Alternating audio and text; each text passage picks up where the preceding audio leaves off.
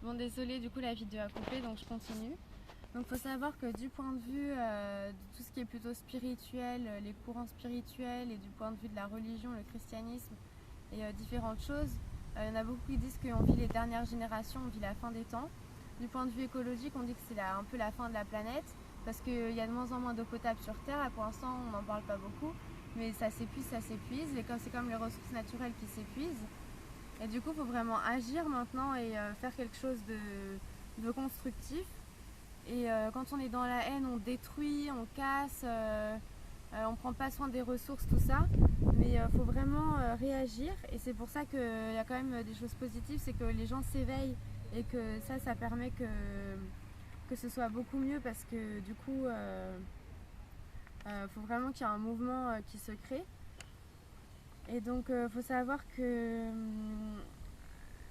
ça va pas être facile l'année 2020, il pourrait y avoir des catastrophes naturelles encore qui devraient arriver.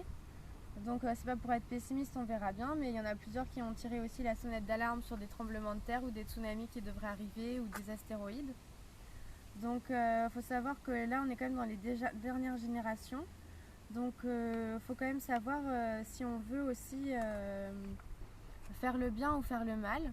Parce que si on prend le bouddhisme avec les différentes vies et tout, je pense qu'après le nirvana, il y a un moment où c'est un peu soit le paradis, soit l'enfer. Et il faut savoir si on veut être du bon côté pour l'éternité ou du mauvais côté. Donc c'est à nous de choisir parce que je pense que là, on est quand même dans un contexte où ça devient ça devient de plus en plus insécure. Et c'est vraiment important de s'élever un peu et d'élever quand même la conscience, parce qu'il faut savoir aussi que la conscience, c'est la conscience qu'on a de nous-mêmes. Donc quand on fait une mauvaise action, on dit qu'on a mauvaise conscience. Il faut avoir la conscience aussi des choses, la conscience de la nature, la conscience de tout. Et de toute façon, pour tout le mal qu'on a fait, on se le prend un jour dans la figure, parce qu'on a une mauvaise conscience de soi-même, et après ça fait souffrir, et ça torture l'esprit tous les jours. Ah, pourquoi j'ai fait ça, pourquoi j'ai fait ça, pourquoi j'ai fait ça. Donc c'est pour ça que quand on fait le mal, ça engendre de la souffrance pour les autres, mais surtout pour soi-même. Alors que le bien, même si des fois on n'est pas remercié ou que de toute façon on n'est pas valorisé pour ça, et bien au moins on est avec soi-même, on est bien et on a la conscience tranquille. Parce que souffrir dans sa conscience, c'est la pire souffrance qui soit.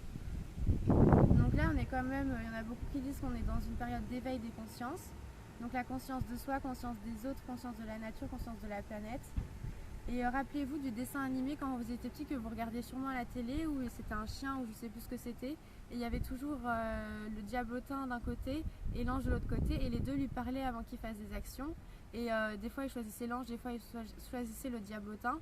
C'est que la conscience c'est ce conflit mental dans votre tête entre le diablotin et l'ange.